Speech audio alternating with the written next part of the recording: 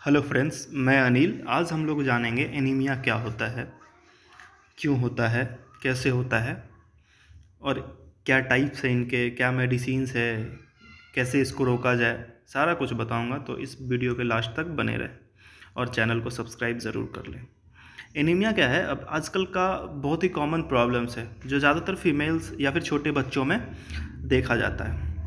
Generally देखा गया है कि एनीमिया जो होता है वो आयरन या फिर विटामिन के डिफिशियंसी की वजह से होता है। एनीमिया जनरली क्या होता है कि खून की कमी जो होती है हमारे बॉडी में, उसी को एनीमिया कहते हैं। तो अब ये एनीमिया को में होता क्या है कि जो हमारा बोन मैरो है, बोन मैरो क्या करता है, हमारा आरबीसी का प्रोडक्शन करता है। तो एनीमिया के केस में क्या होता है कि हमारा हीमोग्लोबिन का लेवल जो है वो गिर जाता है। उसके गिरने से क्या होता है कि जो हमारा आरबीसी का डिस्ट्रक्शन होता है ना, वो बोन मैरो के डिस्ट्रक्शन से पहले हो जाता है। तो क्या होता है कि हमारा बोन मैरो उतना आरबीसी का प्रोडक्शन नहीं कर पाता जितना हमारे बॉडी को चाहिए होता है। क्योंकि आरबीसी का प्रोडक्शन तो वो करता है, बट आरबीसी का डिस्ट्रक्शन करने से पहले हो जाता है। मतलब बोन मैरो के आरबीसी के फॉर्मेशन से पहले जो हमारा नया आरबीसी फॉर्म हुआ है वो टूट जाता है, जिसकी वजह से क्या होता है कि हमारे बॉडी के टिश्यू को सही अमाउंट में आरबीसी नहीं मिल पाने की वजह से हम एनीमिया के शिकार हो जाते हैं।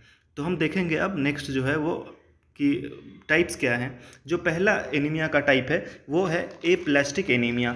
एप्लास्टिक एनीमिया में जनरली क्या होता है कि जैसे कभी कभी क्या होता है कि कोई इन्फेक्शंस हो गया या फिर कोई मेडिसिन्स होते हैं जो पेन किलर्स लोग जनरली बिना प्रिस्क्राइब किए हुए खा लेते हैं, जिनकी वजह से भी ये एप्लास्टिक एनीमिया हो जाता है। या फिर कोई ऑटो इम्यून डिजीज़ है या फिर कोई टॉक्सिक केमिकल हमने ले लिया है जिसकी वजह से जो है एप्लास्टिक एनीमिया हो जाता है। अब आयरन डिफिशियंसी की एनीमिया की बात करें तो इसमें क्या होता है कि जनरली आयरन की कमी के कारण जो एनीमिया होता है उसी को आयरन डिफिशियंसी एनीमिया कहते हैं। ये जो हमारे बॉडी में जितनी अमाउंट में हमें आयरन चाहिए होता है उतने अमाउंट में आयरन नहीं मिल पाने की वजह से जो है हीमोग्लोबिन का लेवल गिर जाता है। तो इस समय जो हमारा बोन मैरो होता है वो जितना आयरन चाहिए होता है हमारे बोन मैरो को आरबीसी के प्रोडक्शन के लिए, उतना नहीं मिल पाने की वजह से जो है ये आयरन डिफिशियंसी एनीमिया हो जाता है। अब बिना आयरन सप्लीमेंट्स के ये एनीमिया क्या करता है, जैसे काफ़ी प्रेग्नेंट वोमेन में आपने देखा होगा कि अगर आयरन की डिफिशियंसी होती है तो वहाँ पे एनीमिया होने के चांस होते हैं। तो वहाँ पे आयरन डिफिशियंसी एनीमिया ही होता है, क्योंकि उस समय प्रेग्नेंट वोमेन में क्या होता है कि हैवी ब्लीडिंग हो जाती है कभी कभी मेंस्ट्रुएशन के टाइम में। इसी वजह से जो है ये आयरन डिफिशियंसी एनीमिया ज़्यादातर फीमेल्स में देखा गया है, वो भी प्रेग्नेंट फीमेल्स में। ये होता है कभी कभी हम पेन रिलीवर्स यूज़ कर लेते हैं बिना प्रिस्क्रिप्शन के, उसके वजह से कई बार ऐसा हो जाता है। जो नेक्स्ट है हमारा वो है विटामिन डिफिशियंसी एनीमिया। तो अभी जैसे आयरन के अलावा हमारे बॉडी को, हमारे बोन मैरो को विटामिन B12 या फिर फॉलिक एसिड्स या फॉलेट की ज़रूरत पड़ती है आरबीसी की, हेल्दी आरबीसी की प्रोडक्शन के लिए। तो इसकी कमी के वजह से जो है हमारा बोन मैरो सही से आरबीसी का प्रोडक्शन नहीं कर पाता और हमारे बॉडी को सही से आरबीसी बॉडी टिश्यू को मिल नहीं पाता, जिसकी वजह से जो है ये विटामिन डिफिशियंसी एनीमिया या फिर पर्नीशियस एनीमिया भी बोलते हैं इसको। ठीक है, अब जो हमारा नेक्स्ट है वो है सिम्टम्स क्या होते हैं। ठीक है, तो पहला जो सिम्टम्स है वो फैटिग्स, मतलब हम थका थका सा महसूस करते हैं, क्योंकि जब एनीमिया होता है तो ब्लड का लॉस हो जाने की वजह से जो है हम थकान महसूस करते हैं, कमज़ोर महसूस करते हैं, वीकनेस, पेल और येलो स्किन। कई बार क्या होता है कि हमारा स्किन का कलर चेंज हो जाता है। इरेगुलर हार्ट बीट्स, कई बार मतलब दिल का जो धड़कना होता है, जो नॉर्मल हार्ट बीट होती है उससे कम या ज़्यादा हो सकते हैं। शॉर्टनेस ऑफ ब्रीथ, सांस लेने में प्रॉब्लम होती है। डिजीनेस और लाइटनेस है, क्या होता है कि मतलब वोमिटिंग करने का मन कर जाए या फिर मन घूम रहा हो। कई बार चेस्ट पेन भी होता है, जैसे सीने का दर्द, हाथ पैर का ठंड पड़ जाना या फिर सर में दर्द करना, हेडेक। अब जो नेक्स्ट कॉज है हमारा एनीमिया का, ये क्या देखो, एनीमिया बच्चों में होता है। वो हो सकता है कि अगर प्री मेच्योर बेबी कई बार हो जाता है ना, अगर माँ कि कोई प्रेग्नेंट वुमेन जो है अगर वो एनीमिया का शिकार है तो उसका कभी कभी क्या होता है कि बच्चे जो हैं वो टाइम से पहले आ जाते हैं, जिसकी वजह कभी उस केस में भी एनीमिया के शिकार वो हो जाते हैं, क्योंकि उसके पास इनफ रेड ब्लड, मतलब उतना रेड ब्लड सेल्स नहीं होता जितना उसके बॉडी के टिश्यू को चाहिए होता है। कभी कभी एक्स्ट्रा ब्लीडिंग की वजह से भी ये होता है। अभी जो नेक्स्ट में देखोगे cause of anaemia 2, iron deficiency anaemia हमने जान लिया।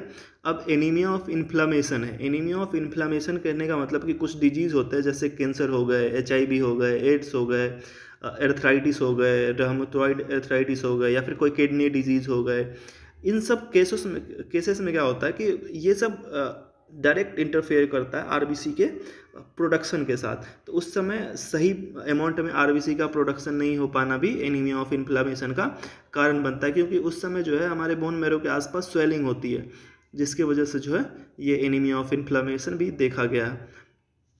अब नेक्स्ट जो है हमारा वो हीमोलाइटिक एनीमिया है। हीमोलाइटिक एनीमिया क्या होता है कि इस मतलब हीमोलाइटिक ग्रुप के जितने भी एनीमिया होते हैं, क्या होता है कि जब आरबीसी का डिस्ट्रक्शन रेट जो है वो बोन मैरो के डिस्ट्रक्शन रेट से फास्टर हो जाता है, तो एक दूसरे को रिप्लेस कर पाना मतलब उतना कम टाइम में नहीं हो पाने की वजह से जो है हीमोलाइटिक एनीमिया होती है। हीमोलाइटिक एनीमिया में एक चीज़ और देखा गया है कि हमारे हीमोग्लोबिन जो होते हैं उसका मतलब उसका लेवल तो ऐसे ही गिरा हुआ रहता है, लेकिन बोन मैरो से जो निकलता है हीमोग्लोबिन हमारे टिश्यू को तक पहुंच नहीं पाता कभी कभी। तो ये हीमोलाइटिक एनीमिया भी ऐसा ही होता है। ये कई बार क्या होता है कि जैसे आप इनहेरिट भी बोल सकते हैं इसको, जैसे कि अगर आपके बच्चों में है तो आपके पिता में भी होंगे, ऐसा कभी कभी हो जाता है। अभी जो नेक्स्ट हमारा वो सिकल सेल एनीमिया। क्या होता है कि आरबीसी का शेप जो है वो सिकल शेप हो जाता है इस सिकल सेल एनीमिया में। हमारा जो आरबीसी का शेप होता है जनरली वो बाई कनकेव होता है, लेकिन सिकल सेल एनीमिया में क्या होता है कि आरबीसी का शेप हंसुए के शेप का जैसा हो जाता है, मतलब एकदम सिंगल कॉनकेव में आ जाता है, वो सिकल शेप हो जाता है, जिसकी वजह से एनीमिया हो जाता है। अगर सिकल शेप हो जाएगा हमारे आरबीसी का शेप तो उसमें सही अमाउंट में ऑक्सीजन पहुंच नहीं पाएगा, इसी वजह से सिकल सेल एनीमिया हो जाता है। जो नेक्स्ट है हमारा वो है रिस्क फैक्टर। रिस्क मतलब जब एनीमिया होता है तो क्या क्या हो सकता है। क्या मेन रिस्क जो है ना एनीमिया का, वो क्या करते हैं हम लोग जो खाना खाते हैं ना उसमें ना विटामिन्स होता है ना मिनरल्स होता है, ऐसे ही पेट भरने के लिए खा लेते हैं, जिसकी वजह से भी एनीमिया होने के चांसेस बनते हैं। अब नेक्स्ट जो है वो इंटेस्टाइनल डिसऑर्डर की वजह से भी एनीमिया होता है। क्या होता है हमारा इंटेस्टाइन जो है वो न्यूट्रिएंट्स को जो है एब्जॉर्ब करता है, ये जनरली स्मॉल इंटेस्टाइन में होता है, लेकिन जब एनीमिया के टाइम में क्या होता है कि हमारा स्मॉल इंटेस्टाइन न्यूट्रिशन को एब्जॉर्ब नहीं कर पाता, जिसकी वजह से एनीमिया के शिकार हो जाते हैं। अब नेक्स्ट जो है वो मेंस्ट्रुएशन के समय, मतलब जब मेनोपॉज से पहले के कंडीशन में ही एनीमिया होता है ज़्यादातर, अगर फीमेल्स में होता है तो। क्योंकि क्या होता है कि जब प्रेग्नेंट होती है ना लेडी, उस समय क्या होता है ब्लीडिंग कुछ ज़्यादा हो जाता है, जिसकी वजह से जो है आयरन की कमी भी हो जाती है, क्योंकि हमारा ब्लड लॉस हुआ, ब्लड का लॉस होने के टाइम पे भी हो जाता है, इसीलिए मेंस्ट्रुएशन के टाइम में ज़्यादा होने का चांसेस बनते हैं, तो उस समय का रिस्क कुछ ज़्यादा ही होता है। अब बात करें प्रेगनेंसी की, तो अगर जब फीमेल प्रेग्नेंट्स होती है ना, तो उस समय वो बिना मल्टीविटामिन या फिर फॉलिक एसिड्स या फिर कोई भी आयरन की टेबलेट लेने से अगर ना ले तो उस समय क्या होता है कि ज़्यादा चांसेस बनते हैं एनीमिया होने के। तो इसीलिए जब भी प्रेगनेंसी के टाइम में आप या तो मल्टीविटामिन कोई ले फॉलिक एसिड्स या फिर आयरन की टेबलेट के साथ, तो एनीमिया होने के कोई चांसेस नहीं बनते। अब जो इनके प्रिवेंशन कैसे इसको रोका जा सके, तो मेनली क्या होता है कि आयरन की कमी से अगर एनीमिया हो रहा है तो आयरन जितना भी हम डाइट लेंगे वो आयरन जिसमें ज़्यादा हो ऐसे खाना हम खाएंगे तो हम इसको रोक सकते हैं। या फिर फॉलेट, अगर फॉलिक एसिड का टेबलेट लेना हो तो ले सकते हो, नहीं तो फ्रूट्स आप खा सकते हो, या फिर फ्रूट जूसेस ले सकते हो, या फिर जो हरी सब्जियां होती है वो ले सकते हो। ऐसे खाना खाना है जिसमें आयरन भरपूर मात्रा में हो। या फिर अभी नेक्स्ट जो है वो विटामिन B12 के या तो टेबलेट ले लो, या फिर आप मीट हो गए, डेयरी प्रोडक्ट्स हो गए जैसे मिल्क, कर्ड, ये सब लेते रहो तो आप एनीमिया से बच पाओगे। अब नेक्स्ट जो वो विटामिन C की भी ज़रूरत पड़ती है जब एनीमिया होता है। तो विटामिन C किस सब्जियों में होती है, फिर फल में होती है, जैसे टोमेटो हो गए, वाटरमेलन हो गए, स्ट्रॉबेरी हो गए, इन सब चीज़ों में जो है विटामिन C होती है। तो आप इन सब चीज़ों को लोगे तो आप एनीमिया को रोक सकते हो। अब हम मेडिसिन्स की बात जब करेंगे तो जो पहला था हमारा वो आयरन डेफिशिएंसी एनीमिया था।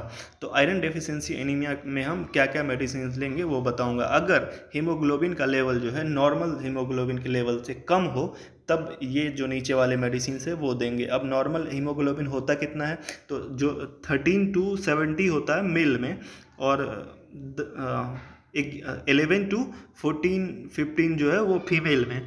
तो आप जब हीमोग्लोबिन कम हो उससे, तो जो पहला टेबलेट है वो फॉलिक एसिड का टेबलेट है। वो main folic acid tablet 5 mg का आता है। ये आयरन रिच टेबलेट है, मतलब इसमें आयरन ही होता है फॉलिक एसिड में।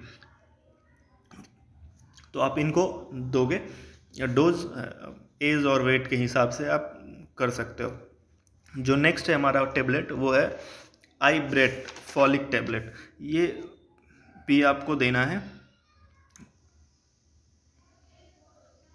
जो नेक्स्ट है वो न्यूरोबियन टेबलेट है, आप ये भी दे सकते हो। जो नेक्स्ट है वो आयरन सुक्रोज का इंजेक्शन आता है, वो 100 ml NS में डाल के आप इसको स्लाइनिंग कर सकते हो। जो नेक्स्ट हमारा है वो थैलासेमिया।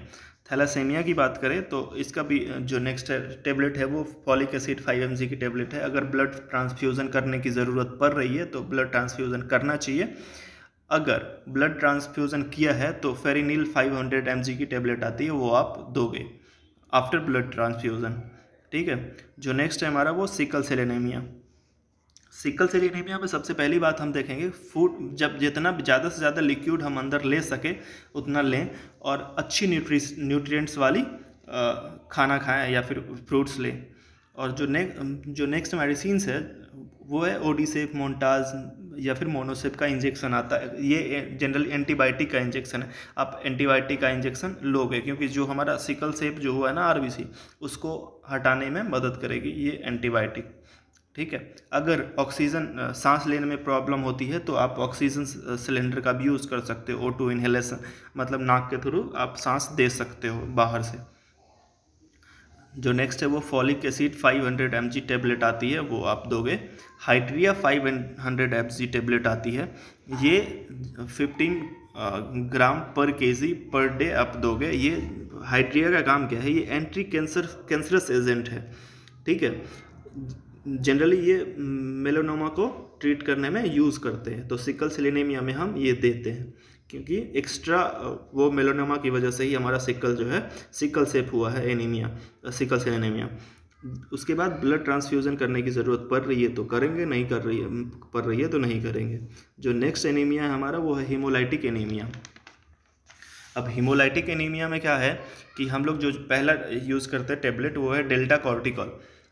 ये 5 mg की टेबलेट आती है, 1 mg पर kg पर डे देंगे। जनरली क्या करते हैं, एंटी एलर्जिक मेडिसिन से ये सब हमारे इम्यून सिस्टम को दबाता है ताकि वो इन्फ्लामेशन से रिलीफ पा पाए। ठीक है। जो नेक्स्ट है वो है tablet folic acids, iron deficient tablet है, आप दे सकते हो इसको। उसके बाद साइक्लामेट्स 500 mg का इंजेक्शन आता है, ये भी आप IV के थ्रू दे सकते हो। यही था एनीमिया का सारा मेडिसिन कैसे होता है, क्यों होता है। Thank you. प्लीज़ चैनल को सब्सक्राइब ज़रूर करें।